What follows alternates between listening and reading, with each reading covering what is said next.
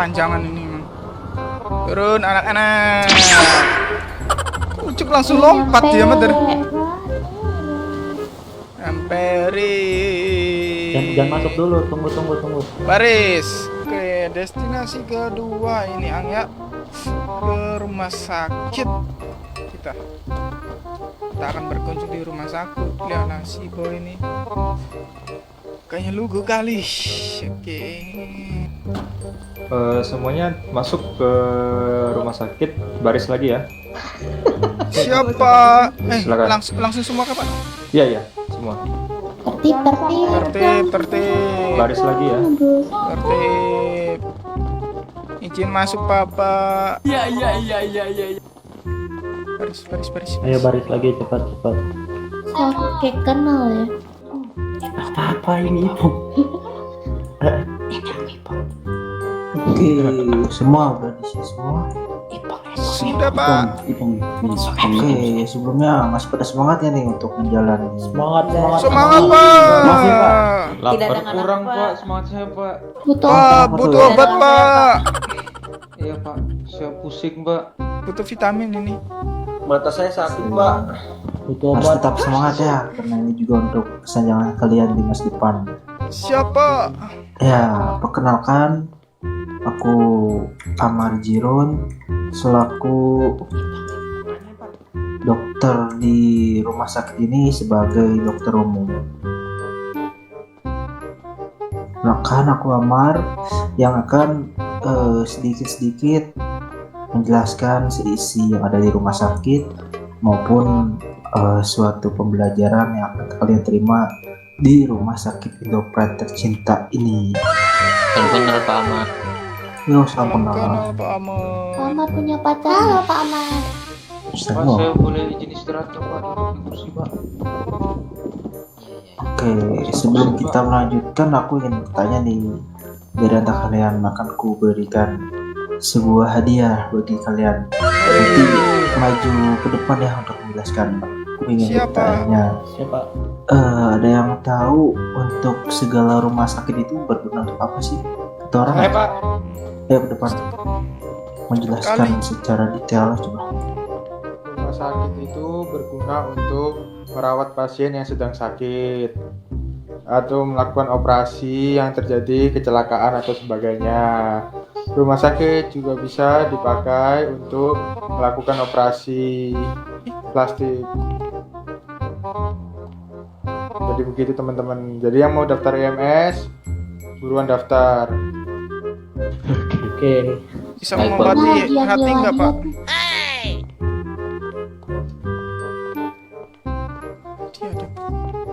Rumah sakit juga bisa untuk membuat surat kesehatan dibutuhkan untuk instansi-instansi lain. Jadi teman-teman kalau mau daftar di instansi lain pasti ke rumah sakit membutuhkan surat-surat tersebut. Baik Gitu. Pak. Baik Pak. Oke, ini kan siapa ini? Namanya Marcel Pak. Marcel. Kantong berapa? Kantong 1607 Pak.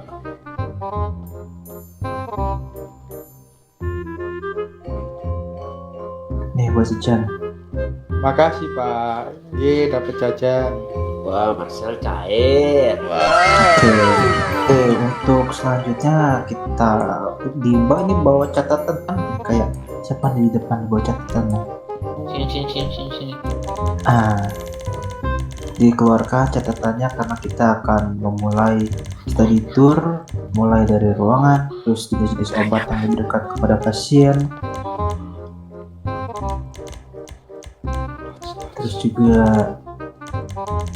beberapa penanganan terhadap pasien-pasien yang mengalami seperti kecelakaan, kelaparan, jatuh dari ketinggian dan lain-lain. Oke, sebelumnya kita perkenalkan dulu, ini adalah lobi utama rumah sakit Indopret. Jadi yang di sini ada Bapak Huang itu yang sedang berjaga. Dia sebagai kooperatif asisten dokter atau biasa kita sebut sebagai perawat juga. Nah, di sini adalah untuk segala resepsionis atau segala administrasi yang untuk pelayanan di rumah sakit Indopret ini. itu untuk Yang belum dapat pencatatan. kertas siapa? Ya coba tuh. Aku, Pak. Nah, Kantong. untuk itu ini lobby ada ruang tunggu ketika misalkan ada pasien ataupun Sebutin kan. yang ingin membuat janji untuk konsultasi ke dokter, 11. terus membuat apa, silakan ruang tunggu di sini seperti itu. Ada lagi? Oke, kita lanjut ke ruangan Udah, farmasi. udah. Nah, di sini kan ada 2 pintu nih. Iya Pak. Nah, pintu yang depan ini Buat untuk ganti baju.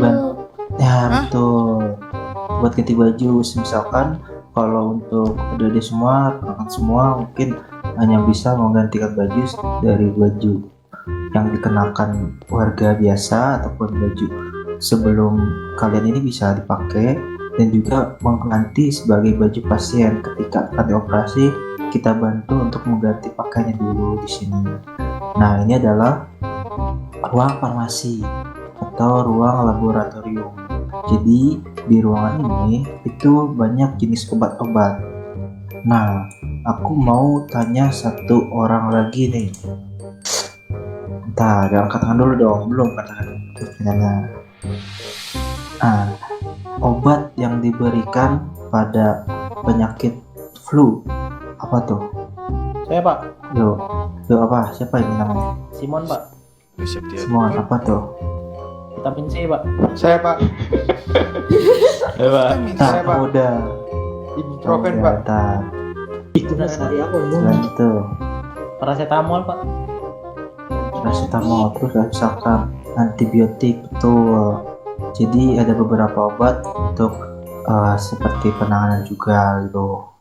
Enggak ada Pak. Terus juga ketika kalian mengalami suatu dirasa pada tubuhnya misalkan kurang sehat atau butuh obat untuk kestabilan tubuh kalian, imunitas kalian, nah biasanya itu juga diperlukan yang namanya Pantesan. Astaga, pantesan melambat ya. Pantesan robot dari suaranya. Pak Ahmad kayaknya ke WC deh, guys. Down 1 Pak. Astaga. Aku ke WC deh, Pak Ahmad. maaf lah tadi ditarik sama itu tuh yang di atas tuh. Gaib apa ya di sini apa ya? Hah? Ada makhluk gaibnya apa ya? Ah, Oke, kita Lanjut, Pak. yuk lanjut yuk sini Yuk, yuk. jalan. UGD. Nama gua kan dikenal.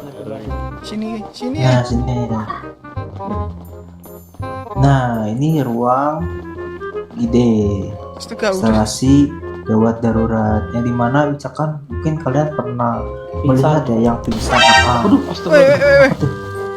yang pingsan dibawa ke sini, pingsan dibawa ke sini, ditangani di sini, itu untuk yang dibawa ke rumah sakit. Itu biasanya dibawa oleh warga ataupun juga dalam kondisi yang cukup berat. Nah, kita bawa dulu di sini, kita beri penanganan pertama dulu. Bagaimana misal ada yang datang ke sini dengan kondisi yang cukup berat, yaitu tertembak di kepala. Nah, ditembak di kepala itu kan kita tidak sadarkan diri. Kalau misalkan tidak ada dokter yang untuk mengoperasi, maka dia jatuhnya akan koma karena tidak terselamatkan karena dioperasi oleh rumah sakit swasta. Dan ketika dioperasi pun oleh dokter, maka dia juga harus mencatatkan koma. Itu mau dioperasi mau nggak tetap mencatatkan koma di meja resepsionis tadi yang di depan ya. Untuk Nah, mencatatnya apa ya? Terus apalagi yang harus ditangani di sini lagi, misalkan jatuh dari ketinggian terus mengalami yang namanya patah tulang, nah itu juga kan harus dioperasi juga. Tapi untuk patah tulang tidak perlu yang namanya catat koma.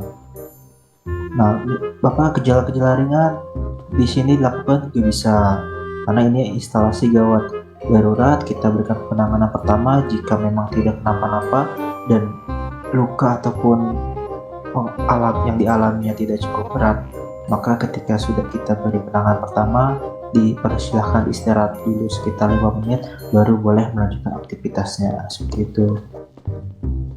Nah, fungsi lain dari IGD ini dengan tadi sebagai instalasi gawat darurat untuk penanganan korban, ini bisa dijadikan sebagai rawat inap kelas 2. Jadi kelas paling rendah di PS di rumah sakit ini. Nah, seperti itu. Nah, ini kan ada 3 pintu nih. Nah, ini 3 pintu ini adalah ruang operasi. Itu yang paling kiri ada ruang operasi 1, yang di tengah ini ruang operasi 2, dan yang paling kanan itu ruang operasi 3. Jadi ketika ada operasi 1 berarti kita menggunakan ruang bebas. Jadi misalkan ada yang dioperasi 1 orang, maka kita bisa menggunakan ruang operasi mana saja. Tetapi ketika ada sekaligus 3 orang dioperasi, kita ya secara mau kita penuhkan dengan ketiga ruang rumah sakit, 3 ruang operasi ini kita lakukan operasi. Para dokter atau diagnos lain mencukupi untuk dilakukannya operasi. Itu di ruang ini tidak ada pengkhususan, misalkan ruang ini untuk operasi di kepala, ruang itu untuk operasi patah tulang, enggak, itu sama aja. Ayo kita lanjut ke langsung berikutnya. Yang mau bertanya sebut nama ya.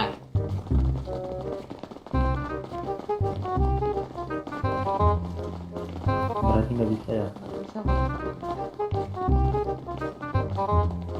Nah, ke sini deh bagi-bagi. Pagi-pagi. Nggak bisa masuk. Nah, ini ruang untuk pengecekan atau bisa juga pendiagnosisan.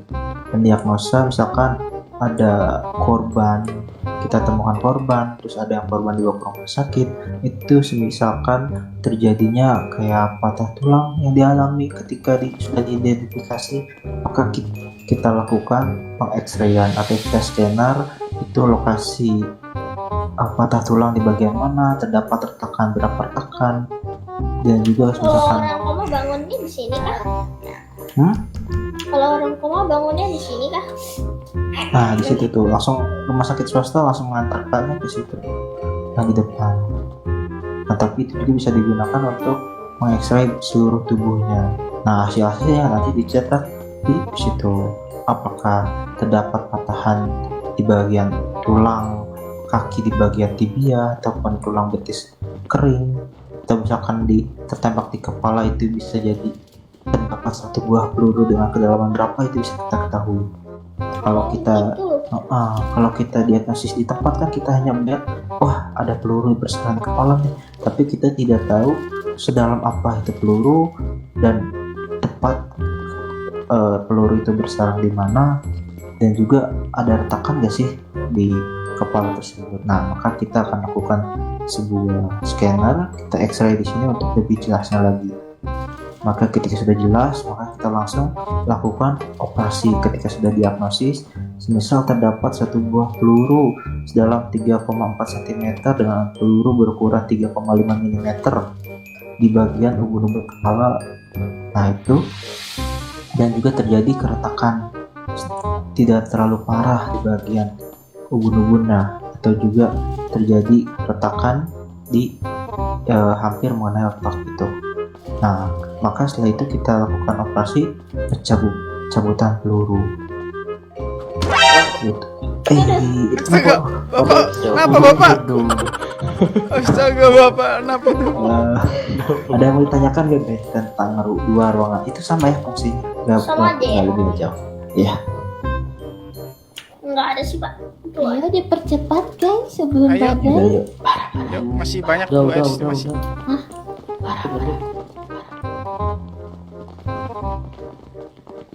Yuk. Orangnya ngebos itu sih pasang.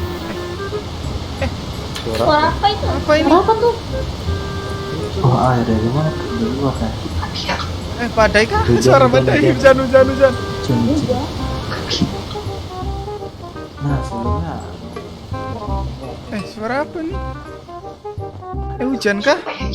Air mancur. Kalau soal gaji Teman-teman, berapa Bang. ya? Gitu. Ipong mana Ipong? Kalau dari 3 PS.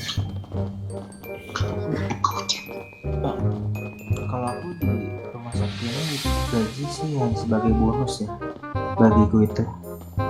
Jadi aku tidak pandang berapa banyaknya gaji yang diterima itu, tapi ya adalah untuk regulasi-regulasi tertentu dari Banyak. pasien-pasien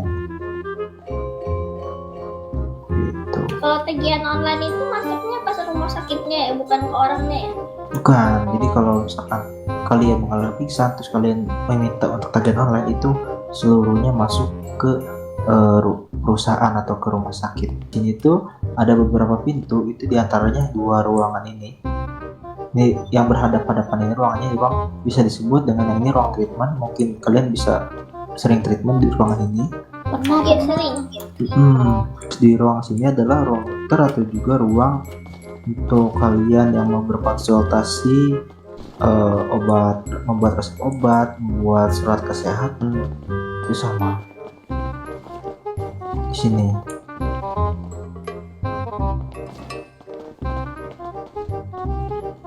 Nah, kalau di sini adalah ruang VIP, ruang rawat inap VIP. Kalau rawat inap berapa ya harganya? Ruang rawat inap itu tergantung kelasnya. Kalau Seperti misalnya tadi, VIP berapa? Ini VIP itu 25.000. VIP Pak. Ya, ini VIP. Jadi di sini tuh ruang VIP ada dua, VIP 1, ruang kelas 2 dan ruang kelas 1. Nah, ini VIP 1, terus VIP 2 nya di sini di sebelah ruang VIP. Sama aja. Sama aja untuk VIP itu harganya sama aja 25.000. Nah, ini ruang VIP juga. Nah, kalau ini VVIP. Wah. Oh, ada makanan. Astaga. Astaga. Nah, ini ruang VVIP. Ruang VVIP berapa? Kemarin aku juga 50.000. Oh, makan. Kemarin aku di sini nih. Di sini. Iya, nemenin Bang Sultan. Om Sultan Kemarin dioperasi. kayak kenal. Ya, di sini ruang VIP untuk 50.000. Nah, di sini rumah sakit juga kan ada pelayanan namanya BPJS. Keluar dulu. Keluar. Aduh, gak bisa keluar. Kalau Ini nih ruang treatment depan. Belum pernah treatment kah?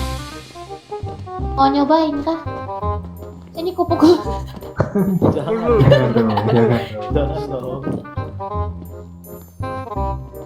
Oke, terus juga di sini ada ruang dokter dan juga ruang kelas 1 nih.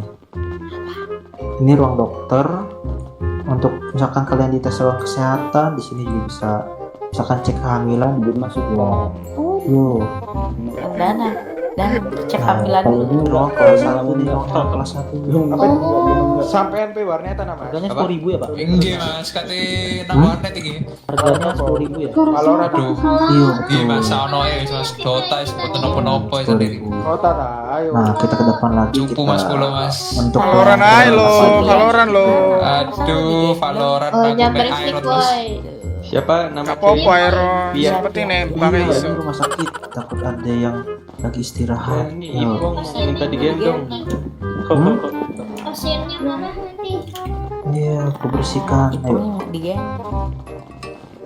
gendong. Hadir nggak ya? Ya udah. Ini Ya udah, Di sini ada pasiennya Pak. Berarti kita nanti malam. Apa lagi kosong? lagi kosong. Belum. Siapa ini? Apa ini? Ini Pak kalau makan Salat gue di rumah Ini sakit. sekarang kabur kan? Sama ruang. Ah, kabur. Halo, Liv. Santai juga di sini bisa. Nah, terakhiran di rumah sakit ini juga itu kan adanya mungkin dari antara kalian memiliki kartu pasien kan ya? Iya, aku Betul punya. Pak. Nah, kartu pasien itu wajib. Hukumnya wajib memiliki kartu pasien. Kenapa wajib? Iya, apa tuh? Bedanya Ngapain? kartu pasien kartu pasien sama kartu BPJS itu apa ya? Nah, ini aku jelasin ya sekalian. Oke, jadi untuk kartu pasien itu wajib dipunyai atau dimiliki oleh setiap warga, karena kartu pasien itu adalah Tadi dia kartu untuk mendapatkan segala seluruh pelayanan rumah sakit. BPJS bikinnya berapa? Nah, BPJS itu ada 2 waktu. Kalau kartu pasien kan itu 1 bulan, itu sama 1 bulan. Kalau BPJS itu ada yang 1 minggu dan ada yang 1 bulan. Nah, kalau untuk kartu pasien itu kan seluruh pelayanan di rumah sakit harus menggunakan kartu pasien. Nah, kalau untuk BPJS itu seperti potongan dari setiap pelayanan yang ada di rumah sakit. Misalkan kalian pingsan karena entah itu karena kelaparan, jatuh dari ketinggian, itu maka separuh biaya regulasinya ditanggung oleh BPJS. Ya banyak. Misalkan itu kan biasanya kan regulasi pingsan itu 15.000. Kamu mau pakai buat apa? Aku tadi tiba-tiba di ruangan kosong ya di dalam sana. Pasti tiduran di kasur itu. Mau pakai buat dalam tapi Angker itu kasur. kosong. Ruangan Iya, kosong. gaib itu. Minta banyak. Langsung pindah. Jangan coba-coba lagi ya. Ini aku panik tadi. Panjang biasa. Oke, jadi itu Mr. Eagle. BPJS nih. Aku punya yang biasa. Ayo sini gitu. Ini yang Ayo, BPJS nanti ada pertanyaan lagi nih. Nanti ada pertanyaan lagi nih. Pak, masih lama kan nih, Pak? Bentar lagi. Parah. Terakhiran. Jadi Gue ditinggalin. BPJS ini tuh bukan hanya untuk misalkan pingsan regulasi 15.000. Nah, setengahnya itu ditanggung oleh pihak BPJS. Jadi kalian hanya membayar setengahnya. Ini tidak berlaku untuk misalkan kalian pingsan aja, tapi kayak cek kesehatan, terus juga operasi, ruang rawat inap itu juga sebagiannya ditanggung oleh BPJS. Misalkan di antara kalian ada yang belum sunat, Ipong belum. Parah pak. Ipong belum. Oh, belum. Ipong belum. Nah, kalau misalkan kalian sunat juga dan memiliki yang namanya BPJS, maka mendapatkan potongan harga. Oh, potongan. Kalau obat-obatan itu Pak termasuk BPJS juga nggak Pak? Nah, kalau kalian membuat BPJS yang 2 minggu itu gratis obat antibiotik 3 dan BPJS Sebulan bulan vitamin. vitamin antibiotik dengan 3 macam obat itu berjumlah 10 totalnya. Gratis. Per minggu ya Pak? Ya, enggak, dapatnya hanya pada saat pembuatan. Oh, pembuatan aja.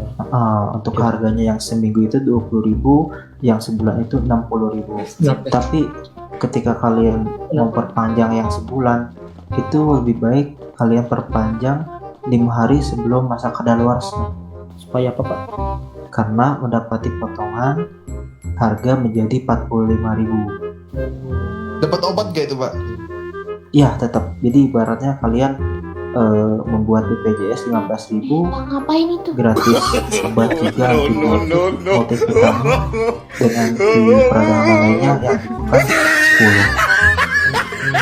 10. Jadi 45.000 itu hanya berlaku 5 hari sebelum masa habis kadaluarsa. Gitu ya Pak. Gitu. Nah, mungkin sekian dari study tour rumah sakit yang bisa saya sampaikan. Saya Dr. Amar, selaku dokter umum, minta maaf jika masih ada kekurangan-kekurangan yang disampaikan. Jika ada yang ingin bertanya lagi, bisa menghubungi aku datang ke rumah sakit.